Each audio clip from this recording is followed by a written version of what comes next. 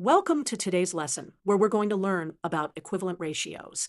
In this video, let's find equivalents for 4/5.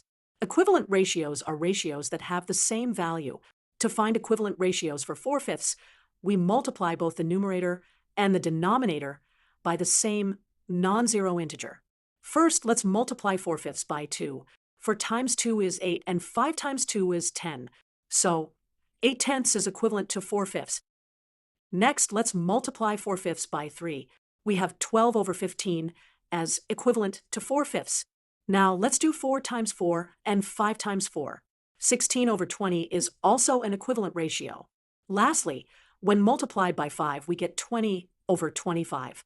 Thus, by multiplying 4/5 with 2, 3, 4, and 5, we have obtained equivalent ratios of 8/10, 12/15, 16/20, and 20/25 respectively. These are all equivalent to 4/5. Thank you for tuning in to explore equivalent ratios.